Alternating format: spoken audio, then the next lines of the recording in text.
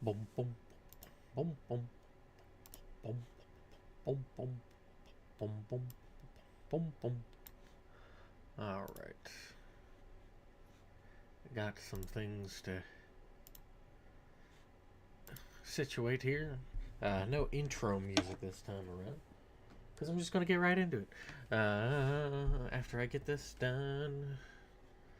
Okay.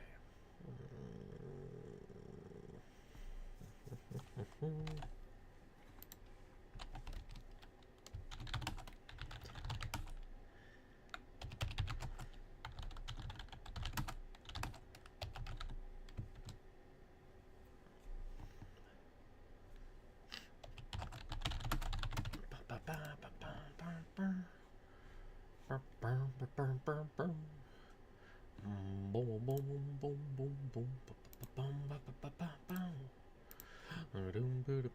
boom. Dun, dun, dun, dun, dun,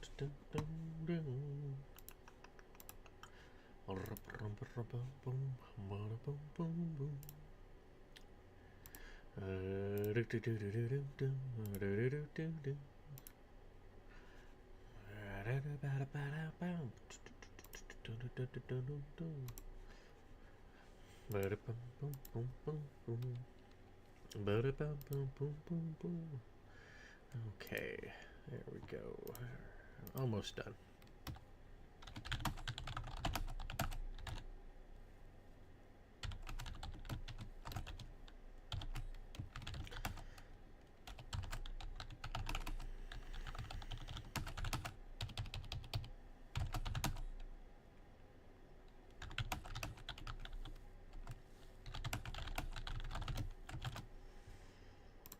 Are we? Okay, alright, that is all situated. It is time. Alright. Until I figure it out. It is okay. There we go. Good gracious. All right. Hope everybody is doing well. Apologies for not having it yesterday. I had I had an appointment for an oil change and stuff, and I'll need to go back in at some point fairly soon. I'm saving up for it, but I have to get the wheel bearings replaced on it, so it is what it is. So yeah, hope everybody else is doing well. And yeah, the aim is to get through chapters 13, 14, and 15, which would we're on a page 122 right now, and by the end of it, possibly get to 145. So that is the goal. What's been going on? The group has got to the monastery of Atumu, and they've agreed to travel with one of the brothers of the faith, as he has some business elsewhere to take care of. Though they're a little trepidatious, the Dieter has decided to be like, yeah, that's fine, that's good. Let's bring him along. I like talking to people, especially of the faith. So, much to the chagrin of some of the others. So, that's where we find ourselves. They are at the monastery still. It's been raining, so they've had to let their stuff and clothes dry off. And yes, and now they've been given a tour of the place, and that is where we find ourselves here at Chapter 13, A Shade of Religion. Time for the thinking thoughts. Jahal can get lost in his head all he wants. I need something to do before dinner. Tamelia balanced on one foot and then the other, swaying like a tree caught in a strong gust of wind as she tried to preoccupy herself for a short bit of time.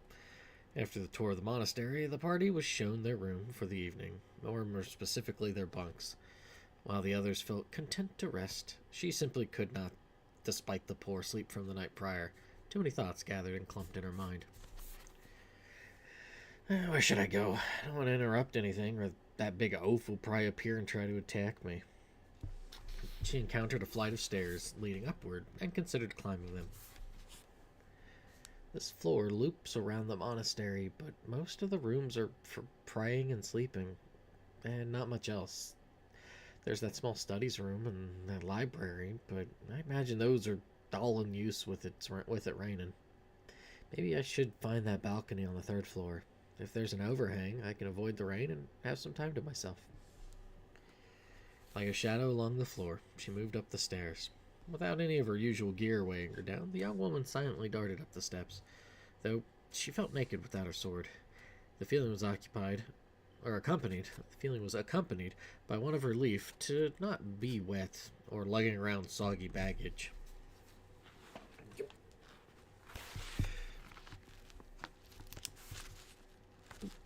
The unexpected detour provided a nice simple break from the journey so far.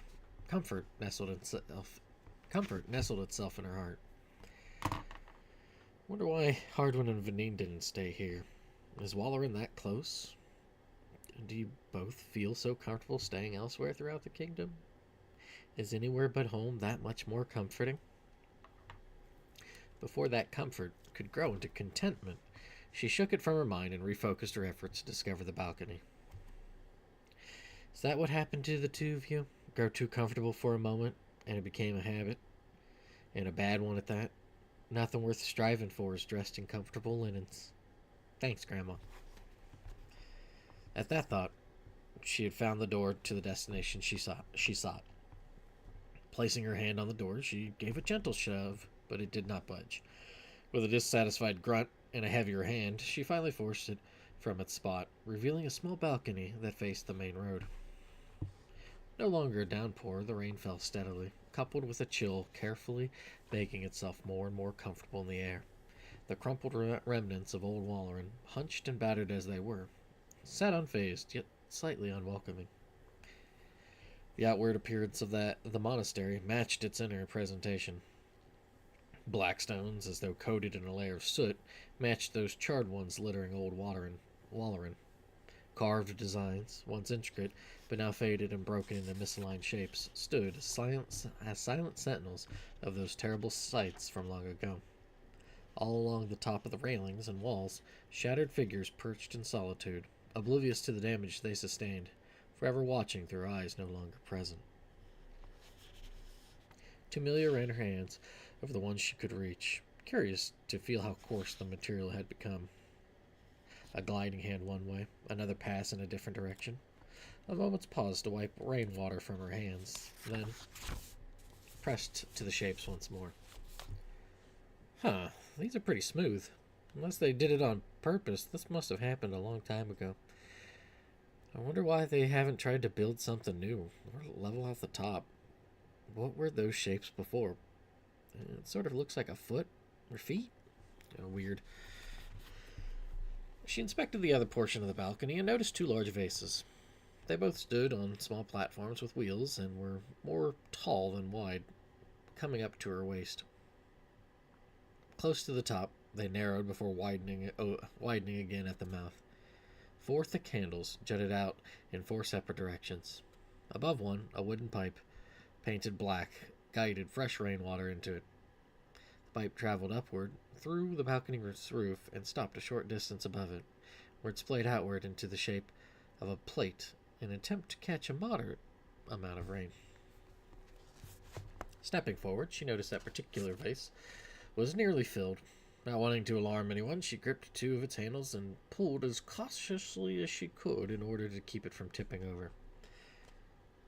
The wheeled platform made the process a great deal easier than what she feared it would be. After moving it halfway across the balcony, she returned to the other vase and put it underneath the pipe.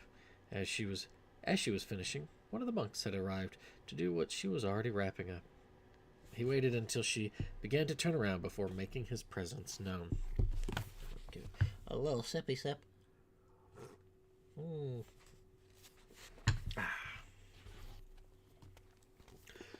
The rare times guests are here, they are content to stay in their lodgings before heading off at the first cracking of the night sky.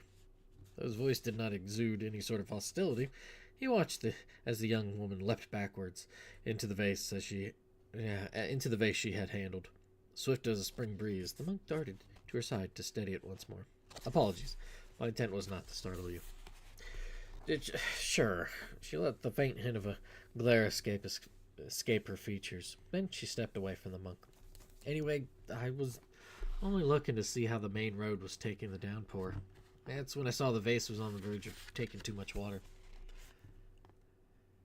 My brothers and sisters and I appreciate your kindness. I am Brother Baldolphus. You are...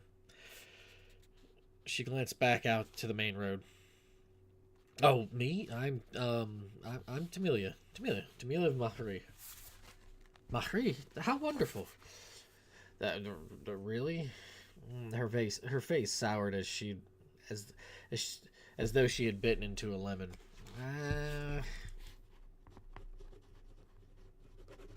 I don't see what's so exciting about that. The monk clapped his hands excitedly. Truly, Sister Basil and Brother Pritpour will be delighted to speak with you. Oh, why? She stepped closer to the monk. Have others from Mahi stepped here recently? Not stepped. How about stopped? Have others from Mahi stopped here recently? Well, Brother Baldolphus tapped his nose with his index finger. No, not that I can recall. Apologies for not clarifying. They are in charge of cooking here, and would no doubt love to ask you why your village's honey and maple are as remarkable as people say it is. Okay. A shiver rippled through her body as she mastered disappointment. Now, it would be a good idea to go inside and warm up. Indeed, I will be taking this water to them. If you have a moment to talk with them, they would enjoy the conversation. The monk moved behind the heavy vase, placing his hands onto the handles and readying to push the object. She nodded. Sure, lead the way. With that, they left the balcony and made their way down the hall in the opposite direction Tamilia had come from. In doing so, she was now making a full loop around the monastery on this story. Unlike before, she noticed small reliefs carved on the upper portions of the walls. Similar to the statues on the balcony, these too had been defaced long ago.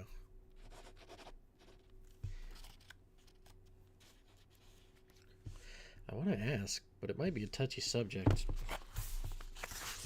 Even after all this time. I mean, this can't all be from that time, can it? Even if it was, that was so long ago. This monk definitely wasn't alive at that time. At best, some of their parents may have been. But why not fix these? Okay. Brother Baldolphus and the Mahrian stopped at a door that was twice as wide as the others. Here he grabbed a small protrusion in its middle near the ground and pulled. The door disappeared upward into a narrow opening. He quickly moved 2 pieces of wood on each side of the frame, which served as stops to keep the door from falling on his head. Before the two, instead of some bedroom or storage room, the floor gave way to an empty square space.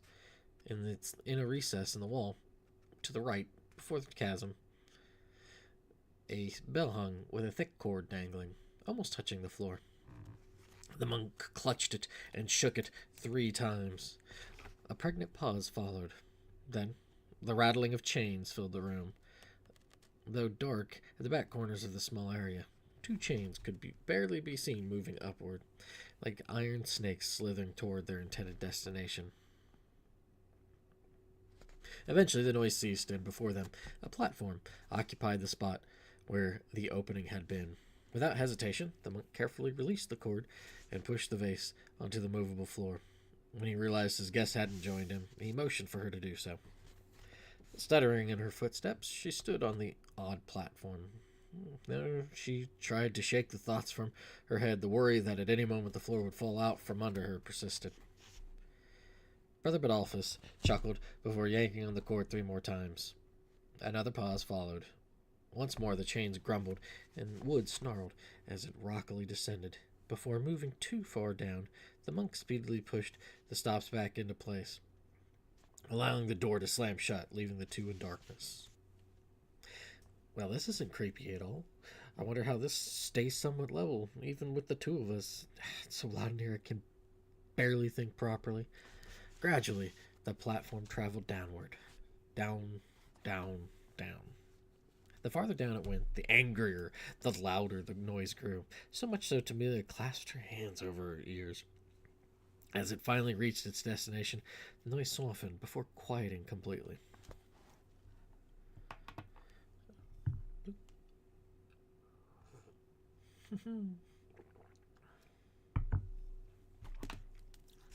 Like before, the monk opened the door, placed the wooden stops to keep it open, and rolled out the vase, gesturing to be followed, which Amelia did. They quickly arrived in a large kitchen space, housing tables covered with a variety of cooking materials and utensils, and a group of monks dutifully preparing the evening's meal. The room provided a mixture of stuffy warmth and chilled dampness, as a door which led outside had been propped open. The smell of fresh rain mingled with the aroma of a dinner stew in the midst of being prepared. As the monk rolled the vase to join the others filled with water in one corner of the room, the cooks paid little attention to the newcomer, and even less to their brother. Dodging and avoiding the bustle of cooking,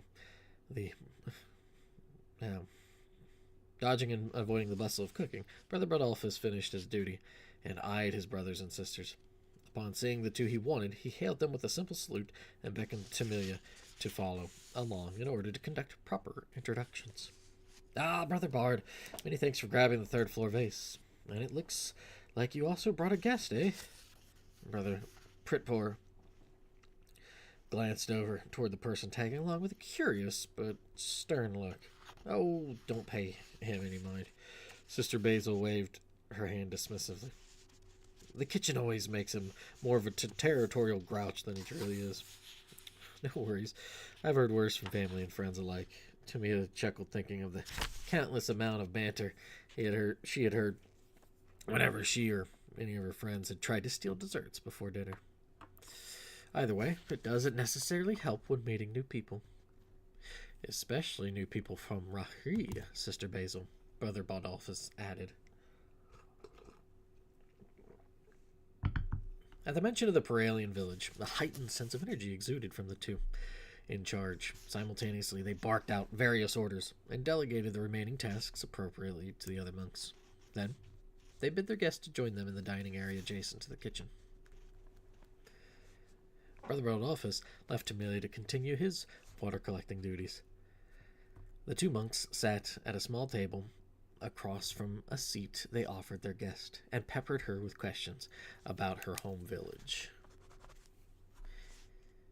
"It has been many a season since I've visited there. I must know, is it still as lovely now as it was then? Quiet, still comforted by all those leaves? Well, maybe less so now with winter approaching, I wager." While not as elderly as some, Brother Pritpor rubbed his knee to ease his aches from standing and helping in the kitchen. "Does the war with Alteo and its proximity concern you? Does its embers smoldering upset your village's lands?" The other monk looked at her brother, who simply put out a hand to decline any more attentions to his pains. I can't really speak of life before my time, but from what my grandmother has told me, Mahri doesn't change, only the people who live there."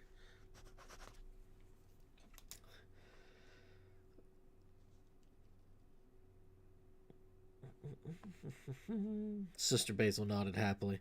"Good to hear that the war hasn't tainted such a lovely part of the kingdom. With how unsettling the world around us has become, pockets of beauty born from nature, intended to by human hands, are a welcome sign that we are in accord with our surroundings, and not in opposition to it.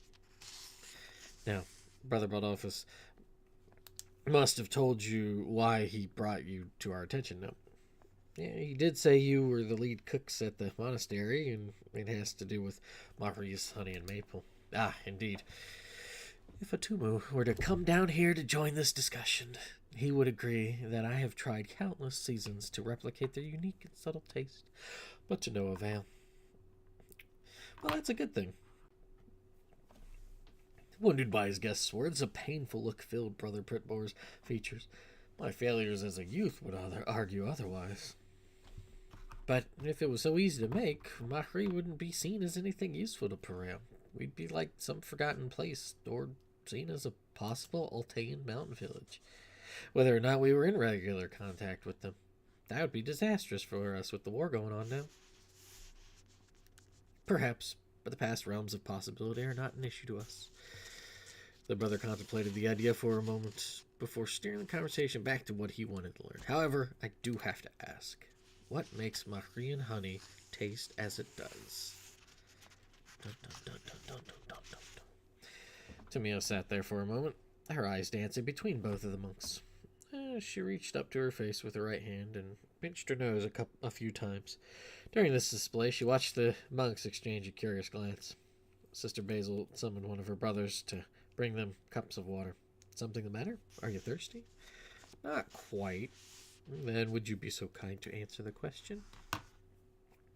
Oh, it's not that. I was thinking, putting my thoughts together. I know of Saedra, of Myron, of Hamdril, even Ziffin and Saedril. But Atumu's a god I only know from some terrible events from generations ago. She noted the monks' bristling at her comment.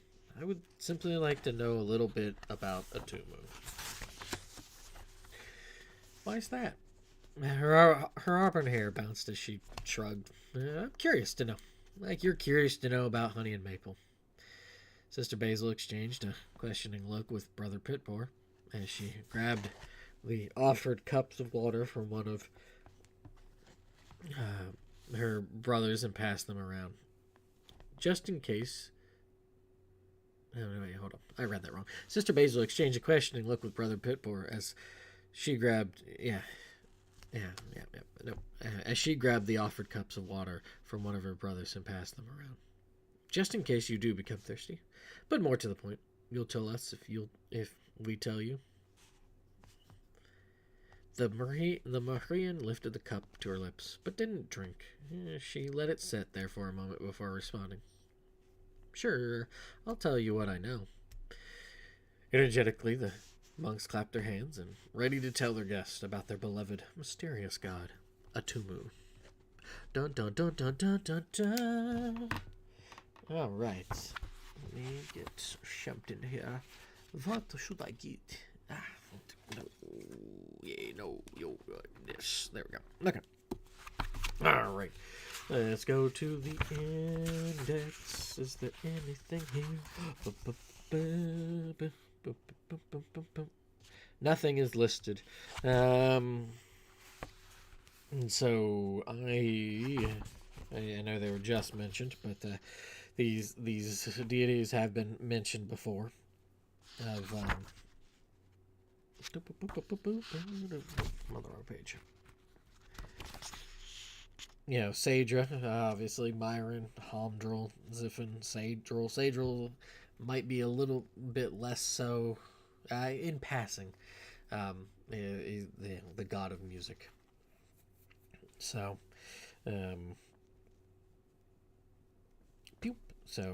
Myron, god of mountains and luck. Saedra, kind of the goddess of the sky. Not so much known about Atumu, so that is that show. So this is kind of one of those things because Tamelia and Jaharl are the two main characters, if that's allowed. So this was a nice time to be able to give Tamelia a little bit more of a stage to kind of go with, because outside of the Night Watch, which is only a handful of chapters or chapter pages, only a handful of pages, haven't really gotten too much of just her, so that kind of plays into give her a chance to go about.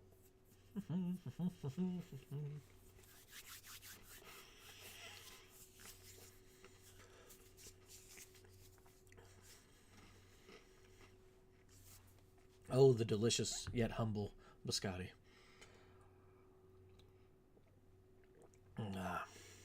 But yeah, so it's a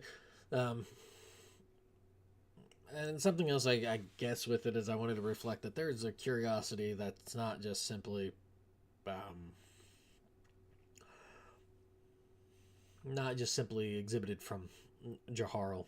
His is much more focused with music and stuff. Um, for better and for worse, right? Because you kind of be like, oh yeah, let's be a little bit more focused on things and let's do this. So it is, I think, important to also have somebody who's a little bit more curious and willing to be like, I'm gonna learn a little bit more about what's going on with this.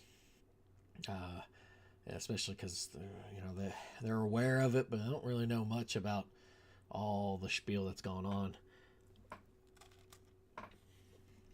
from generations past. Like, there's not really a need for them to. So.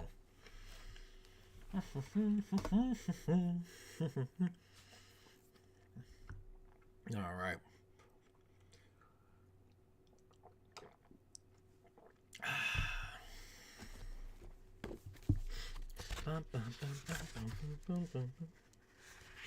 Okay. Okay. Next up, chapter 14, Through the Eyes of a Follower. So, yes.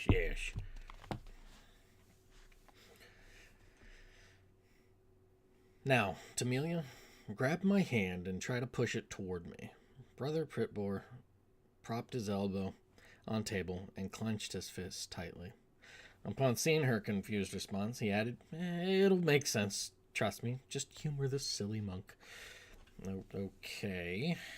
With eyebrows raised, she clutched the top of the monk's hand. After a short pause, she tried to push it away, but only managed to cause her chair legs to stutter across the floor a tiny distance. Undeterred, she tried to shove the hand to the left. Then, upon noticing little to no movement, she changed directions to the right. Now, you do what I was doing. Once she had done so, his hand shot out and covered hers. Instead of trying to move it by pushing or pulling, his grip tightened, tighter and tighter. It became like a snake coiling around its captured prey. What's your issue? The Mahrian yanked her hand out of the monk's loosening grip. She shook it wildly to ease the pain. I like my hand, and very much so. Not sure what you're getting at, but give me simple words and gestures over trying to crush my hand.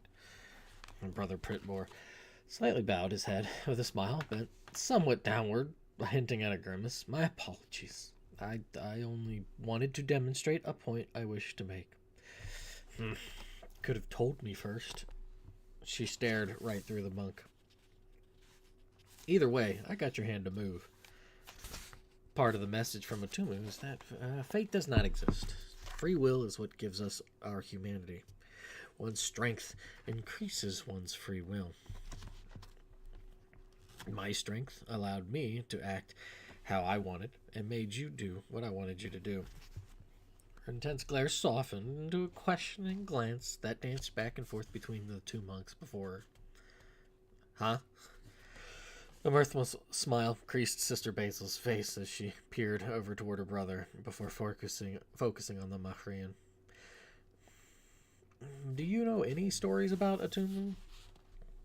Jamelia shook her head. Can't say that any particular one comes to mind.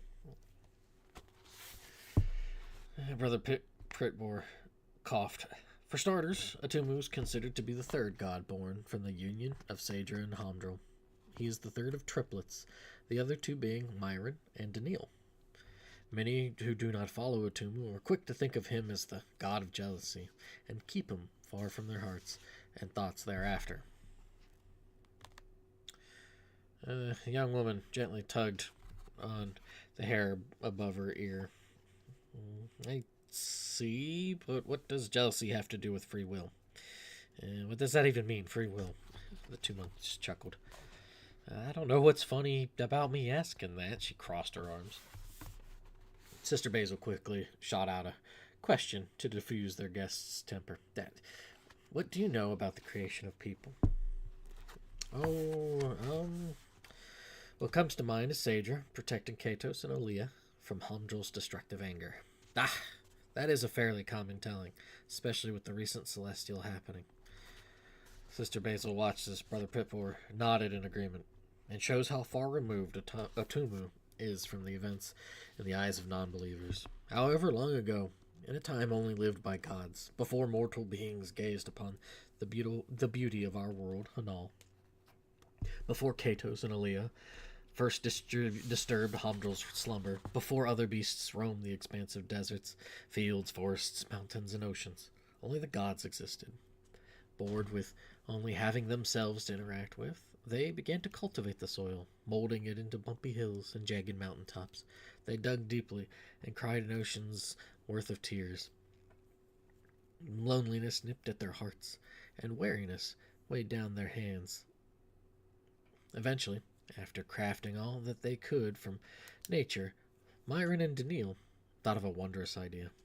They made beings much like themselves from the soil. Many, of all shapes and sizes, stood ready to serve, and that is what they did. Unlike people like us, they were merely puppets, built to do the gods' bidding. However, since the gods had expended so much energy, so much power to form the world, the puppets they created were incredibly weak, and most destroyed themselves in their attempts to satiate the ever-burdening demands the gods made of them. Where the other gods deemed this appropriate, as what was created from nature would harshly return to it and leave the cycle unbroken. Atumu's heart ached. Each lesson taught to one generation would have to be repeated to the next, over and over again. For these creatures, they only knew the commands of the gods. So when they were gone, destroyed by nature's power, so too were the commands. Nothing was taught by the creatures. Nothing was retained. Take a drink real quick. Shippy ship. In witnessing this, Atumu saw a great deal of waste. Not so much in the design, as he did see potential, but in growth, in the ability to go beyond that of a simple creature, beyond that of a slave to the whims of the gods. He saw the opportunity for even the gods to grow, and perhaps, one day, if the growth became great enough, to surpass the powers of Ziffin. This instilled fear into the other gods, as they had no wish to be subjugated by their work or to trifle with Ziffin, even if the possibility was smaller than the dust one can find on their shelves. So there was no effort into giving them more, to teach them to become stronger. However, in secret, Atuma worked, spilled his own essence into two forms. Day and night folded over one another as he worked tirelessly on them. After much labor, he created Katos and Aaliyah, the first to oppose the will of the gods. They did not do that as a rebellion, nor out of vitriol. How could they hope to match the might of the gods as they were? They may have been the first true humans, more complex than the puppets before them, but still entirely new to this world, a world ready to be shaped by their own actions.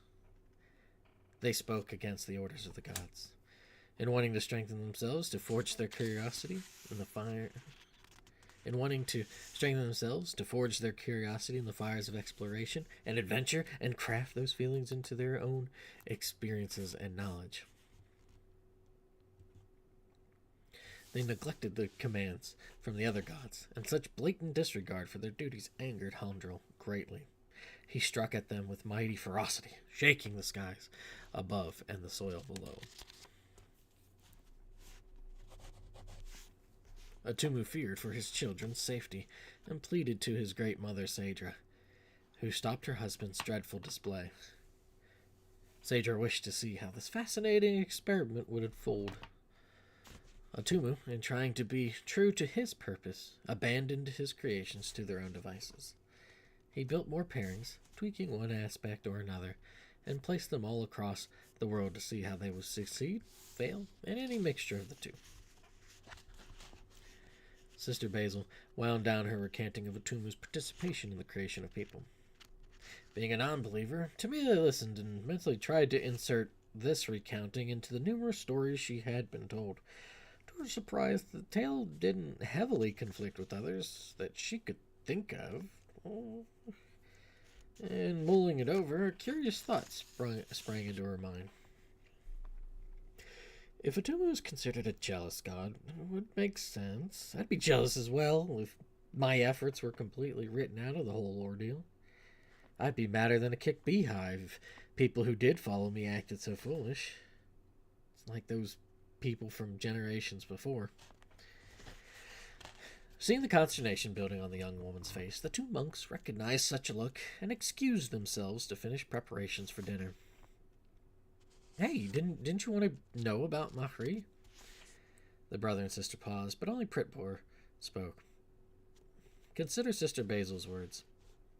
Such things are much more important. You can teach us about the honey and maple another time. With that, Tamila watched the two monks head back to tend to their dinner duties. After mulling over what she had been told in silence, she wandered back to her group and waited until they were all summoned for the meal. The dining room colors were tinged with the low yellow glow of candlelight throughout the room, skirted with shadowed gloominess. The monks had already gathered around a long table at the center of the room. A quick count put the number of monks around 35.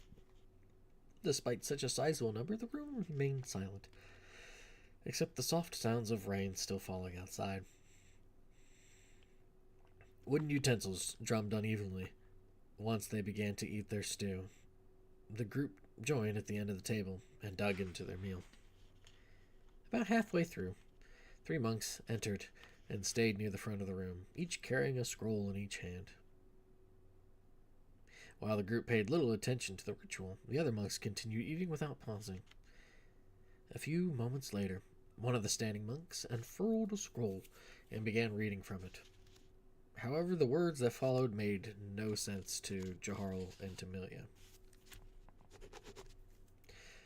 Outside of a couple short pauses, the two ate without saying a word, while attempting to piece together exactly what was being spoken. Adding to their general lack of understanding, when the praying monk stopped for the first time, all the other monks gave a reply, for he gave us choice. Again, the monk leading the prayer continued in an archaic tongue, pausing only long enough to make certain she had enough breath to finish the next segment. As she spoke, the group began to notice the monks would time their bites in such a way that they would be able to utter their portion cleanly. This time, when the leading monk finished a section, the others gave her a different reply, which birthed thought, then reason. From the 3 standing monks, this elongated prayer carried on well after dinner had finished. Though the guests were quite ready for bed and to begin their journey anew tomorrow, they quietly sat, surrounded by the punctuating chants around them. Eventually, the monks completed their ritual and stoically went about collecting the utensils and ushered the group back to their quarters.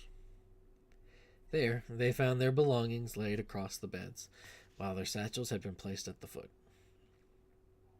Picking through their things, the group noted that a portion of their food supplies had been drenched beyond saving and tossed, but were replaced with meager portions of bread filled with nuts and chunks of apples. Silently, they gathered their things and placed them into piles. Then they slipped into bed. Without trouble, the 4 dozed off, placing their trust in the followers of the still feared Atumu. None took notice of the towering figure guarding the door, which had been opened enough for him to observe their slumber in the darkened room. Dun, dun, dun, dun, dun, dun, dun. All right, index. Anything in the index to mention?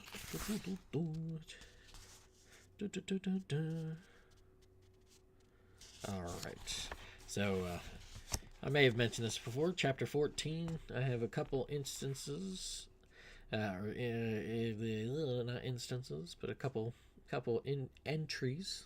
1, Daniil, goddess of beauty, married to Myron, god of mountains and luck. So you would have Myron, Daniil, and then Atumu in that order. And then after them, after Daniil entry, the entry of Katos and Olia.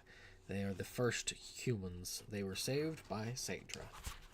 So, but what is true? That's I guess the big thing is, yes, they have this this event and everything. What is the truth? What actually happened back then with Katos and Olia? And how did things go so south that they needed saving?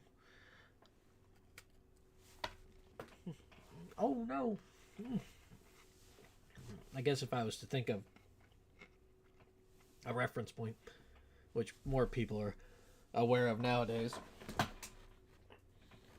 it is the whole. You got the like the flood, the story of the flood propagated around the world.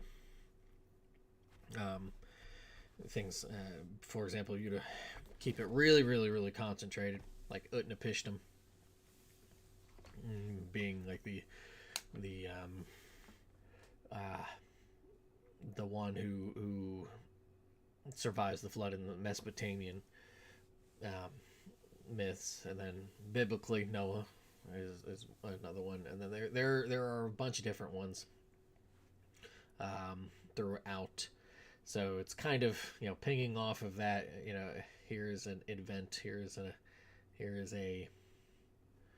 There is something that happened a long, long time ago, and they are aware of two names, Katos and Olia, but they don't know. Perhaps those names have changed over time, because that is something that does happen. There's just an unknown, and but at least what these people know at this time is that the Katos and Olia were saved by Saedra, and a lot of people think it's just Saedra just saving them to save them, because she considers that the right thing to do. Atumu's followers of Atumu that are here at this monastery currently, they are of the mindset that Atumu is the one that really, really kind of brought us to life, as opposed to just being little marionettes stuck to strings, and that he cared enough to say something. A little, if the events fit in there, so there's a different interpretation. So, yeah. So that is kind of the big sticking point. And it's still like, what's going on, like, with them? What happened exactly? Just other than, obviously, here is this broken monastery, or at least dilapidated to some degree, amongst the rubble of old Walleran. It is a something that they had some issues a few generations ago. So, all right, okay.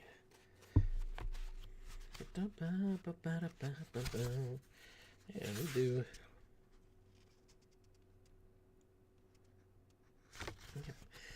We'll do chapter 15, and then we will leave it there. So, let us do this. After I partake of delicious biscotti. I don't.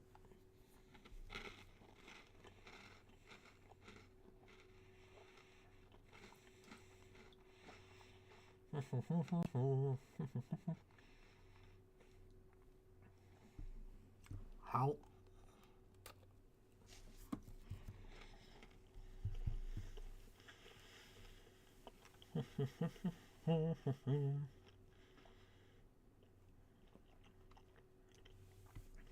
Okay. Chapter 15, Ripson.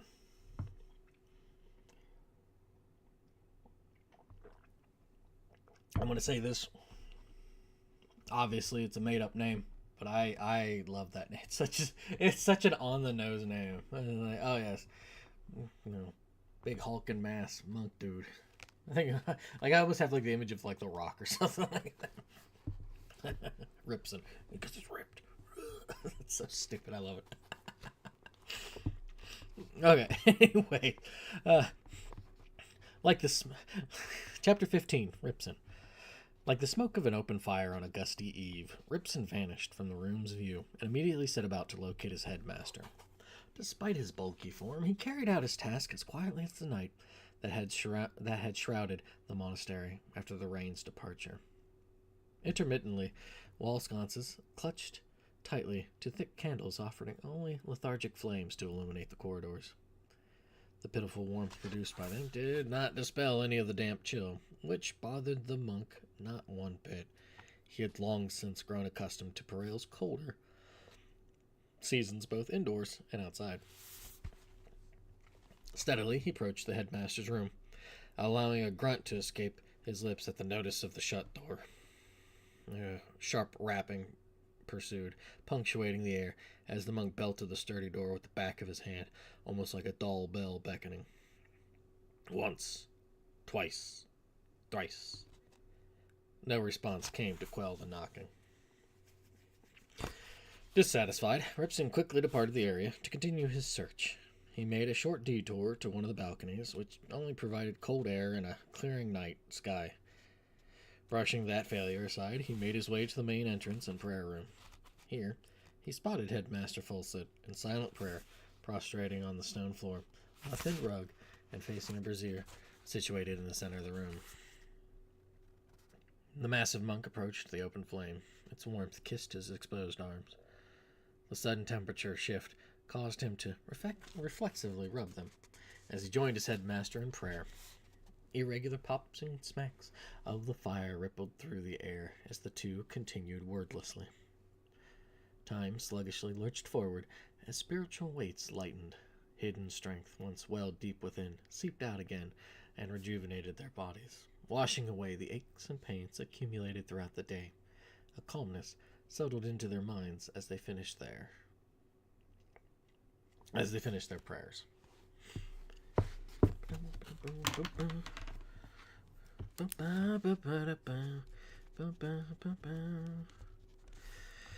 Ripson rose quickly and observed Headmaster Fulsett, who winced, making the act of standing up look like an arduous ordeal. The two exchanged a silent conversation of expressions and gestures before heading to the kitchen, where the heat from the earlier cooking no longer lingered. However, the aroma did contain the smell of the night's supper, as well as the sense of hundreds of previous meals, tinged with a feeling of a love, both caring and nurturing in equal measures.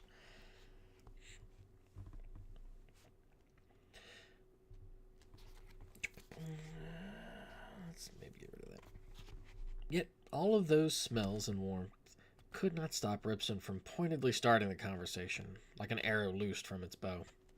You no longer trust me to deliver my appeals to King Quentin's court on my own? After how many times doing so? A long, tired sigh seeped out of the headmaster's mouth, seemingly less out of agitation and more as a way to collect the words he wished to say. The old man momentarily studied his brother's rigid stature. Brother Ripson, do not take it as an insult. These guests, huh? They are certainly not welcomed ones. Regardless how you feel, they are guests of mine, of Atumu's, and you would be better served to remember your standing and your oath. Ripson grunted. And you yours, Headmaster Fulsett. The elderly monk shook his head. That we may full-heartedly disagree, Ripson. Never forget that I allow you to perform this farce of an endeavor. I can guarantee you that if your repeated visitations made us look more like fools afraid of our own shadows than of the reformed collection of brothers and sisters we are striving to become, then I would have stopped it long ago.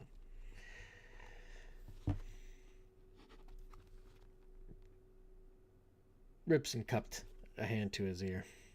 I can hear the horn of violin beckoning us to our graves. Headmaster Fulsett mimicked his brother's action. If it is death who bellows our names, answer loudly. Do you fear something so assuredly to come? Come, Brother Ripson. Those shadows you see on the walls, dancing so menacingly. They are not the claws of the past thought destroyed, but rather the barbaric Saul from the north trying to escape winter's grasp. What use am I dead when I have strength to it? What use am I dead when I have strength now to act? The younger monk raised his voice with heat burning in every word. You and I both know the description of those attackers does not fit them. The leader threw his hands up into the air. Then they're the Eltean spies, probably masquerading around as your feared secret sect. With that, the argument sputtered to an awkward silence. Brother Ripson, as though cast in iron, glared unrepentantly.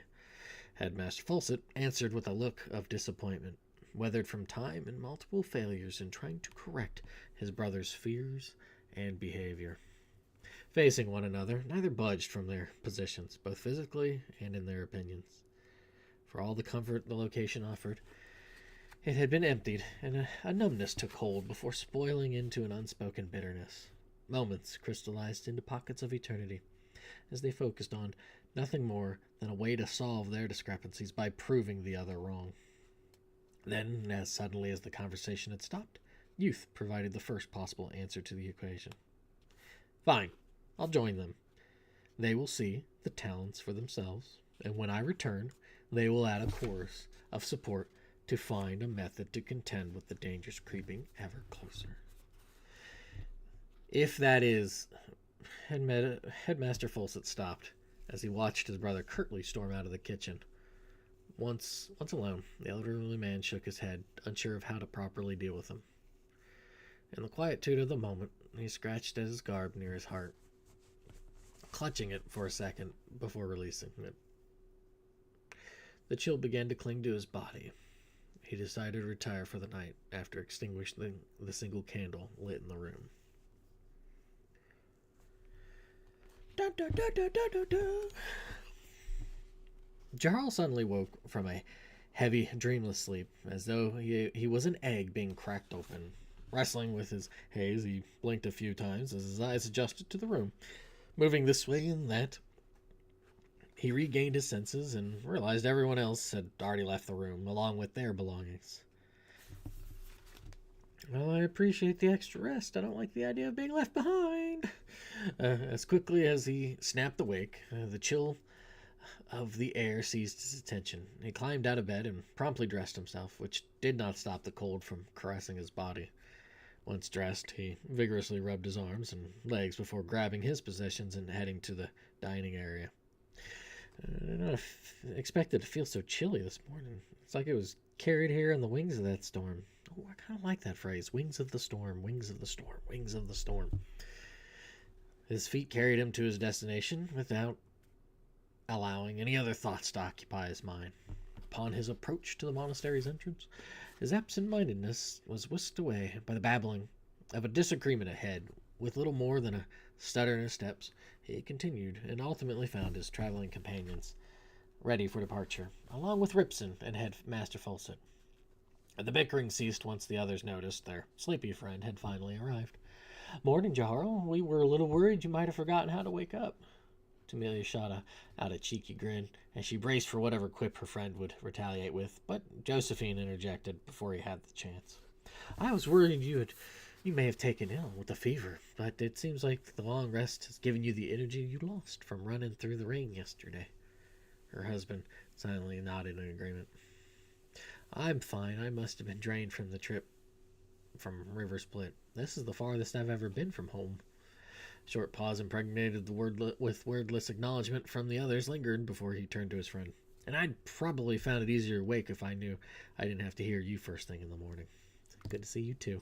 She flashed another smile at her friend. They shared a laugh as the others in the room simply disregarded the interactions.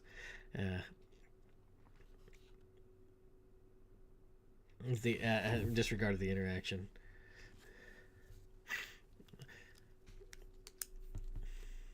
So, what were y'all talking about? Yes. So, what were you all talking about before I got here? I didn't really hear it, but it didn't sound too promising. Your friend still seems rather against the idea of me joining your journey westward. It was at this moment he noticed Ripson wearing something different to the plain robes he had on yesterday. Underneath his slightly fraying robes, he also wore a gray long-sleeved tunic that hugged his arms snugly. On both his forearms, he wore leather bracers, which were studded with polished iron. At his feet, which were covered in leather boots, there rested a small satchel tied off with a knotted rope, filled with items for the trip, including more canvas for another tent. Leaning against his pack was his club, which Jahral had the displeasure of seeing yesterday. I don't know why Tamilia would still reject bringing you along, other than you look like a born killer ready to take a stroll through the countryside. You seem to agree with her. Headmaster Fulsett, I thought you said they were not bothered by me joining, or were you wrong? I thought they weren't. The elderly monk tapped the side of his head right above his ear. Perhaps I misunderstood? Aye, perhaps you. Dieter stepped forward, cutting off the remainder of her retort. Join us, though the young ones may not trust you, yet I will keep you to your word. And the moment one breath goes against it, my axe will cut it short. Understood. A chuckle deep in his chest rippled from Ripson. It sounded like someone who had forgotten how to laugh, yet tried to mimic it anyways. How would that kind of go? Kind of like that. Josephine placed a hand on Tamilia's shoulder and glanced in Jaharl's direction. For all his oddities, please trust my husband. He is a rather good judge of character, as surprising as that may seem. Fine. The young woman stepped away from the group. Let's get going then. If we wait here much longer, it'll probably be dark before we reach Walleran. With that, the group watched her step outside. They exchanged muted expressions before expressing their thanks for the hospitality. As they said their goodbyes, they left the two monks alone and joined Tamilia outside. Ripson and the headmaster said nothing, but only gave simple acknowledging nods to one another. Without another word, the bulky monk exited the monastery, following his new traveling companions. As soon as they all had reached the main road, a breeze rushed by, nipping coldly at their skin. All of them, but Ripson, retrieved their winter cloaks from their packs and donned them, relieved they were not wet from yesterday's rain. Then the group began their trek westward. With clarity in the air, their next destination could be seen off in the distance. The sight gave the four a jolt to move a little faster than they had done for the journey so far. The presence of the burly monk only made the pace feel more acceptable. Before long, they left the desolation of Old Walleran and were greeted once more to the familiar fields of wild grass. The closer to Walleran they got, they began to notice more and more small farms not too far from the main road. Some farmers were tending to pigs and sheep that had been corralled into larger pens. Others tended to the crops in the same manner as those in Calendar had when Jaharl and Tamilia had passed through a few days earlier. Generally, the farmers focused on their daily duties, not paying much mind to the travelers they could see on the main road. Some of those who did notice them waved politely in recognition of being seen before continuing their labor. Without much of a reason to stop, the group marched onward. They proceeded at this pace as they gradually realized the horizon wasn't awash with the same paling colors of wild grass. Rather, they were ablaze with warm and hot colors that ranged from as dull as mud to as vibrant as a fresh flame. A great forest stretched as far as they could see, both to the north and south along the western horizon. The folial forest is larger than I imagined it would be. Jaharl kept his eyes trained to the north in hopes of catching a glimpse of its boundaries. I always forget how big it is. I've been through here before. I always forget how big it is, and I've been through here before. Tamina followed suit, focusing toward the south instead. Ripson snorted. You're both acting like you've never seen trees before. Hey, we've seen trees before. Sorry we don't live around here to see it like this. Ours are all clumped together and on a mountain. It's different, but neat to see. She planted a foot to stop and say more, but changed her mind at the last moment and pivoted in place before moving westward. What a simple mind you have. It'd be like someone being in awe of these fields of wild grass because they've only seen a small patch of them before. Simple? I'm not stupid. She clutched at the hilt of her blade. Nor did I imply that. The monk wagged a finger in her direction. Simplicity is the balm for a troubled mind. It's a good quality to have, to look at even the most ordinary, like that forest, that natural thing, and be amazed by an ever-changing process. I wish more of us in the world had. I wish more of us in this world possessed it. Oh. Demelia loosened her hold as the five neared the walls of Walleran. However, she kept her palm heavy on the pommel as her eyes burrowed deep in the monk's back. No louder than a murmur, she added, "Great. Another person like Dieter, but I don't trust you." Dun, dun, dun, dun, dun, dun, dun, dun, dun.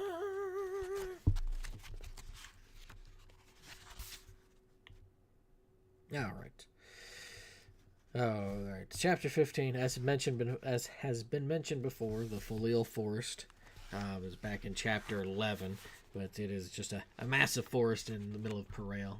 Let's see if I've got. Nope, that is not it. Cancel, sweetheart, cancel. That is not it either.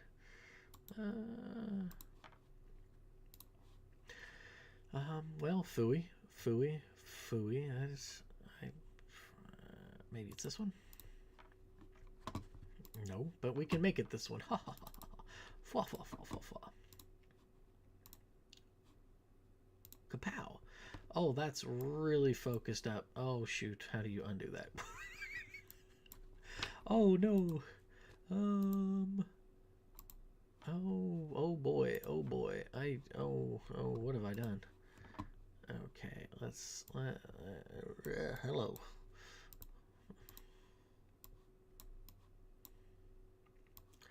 This is so massive. I don't understand why it was. Oh, good lord.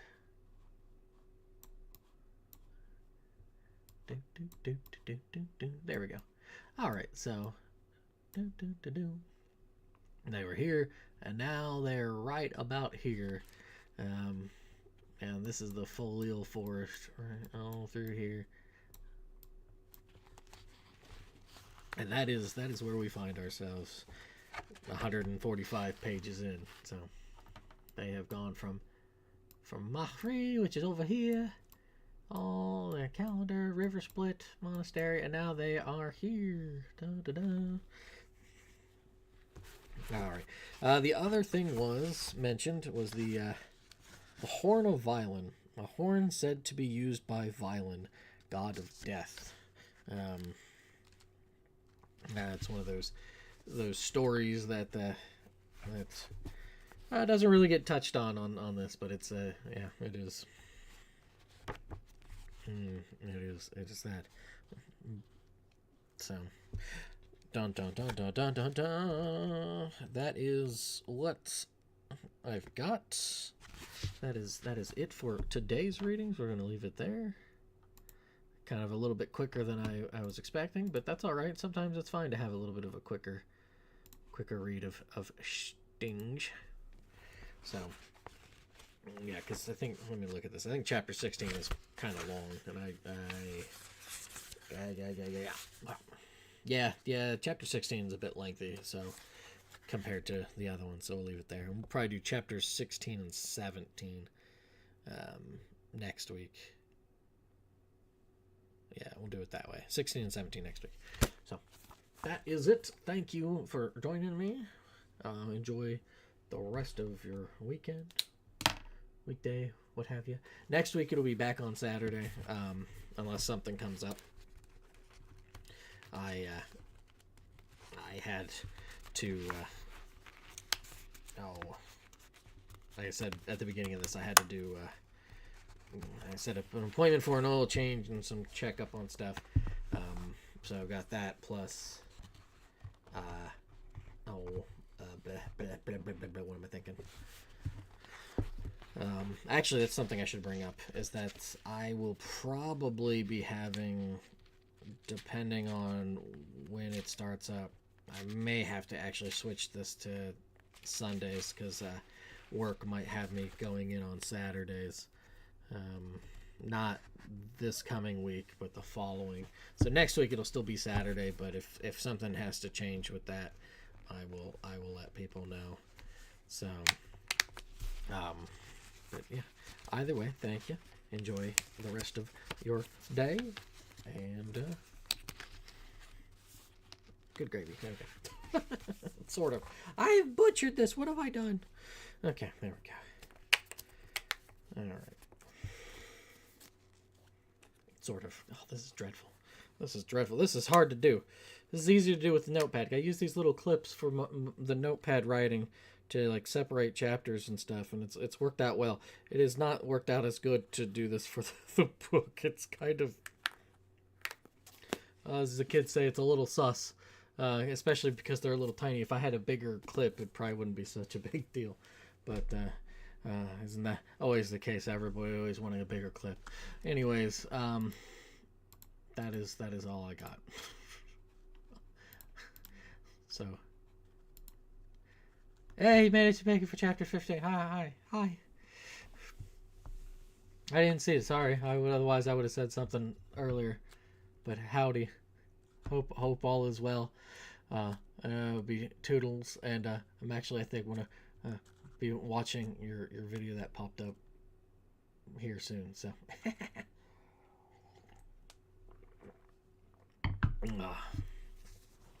All good. Well, I appreciate it. I know it's busy time, and also switching the days makes it rough.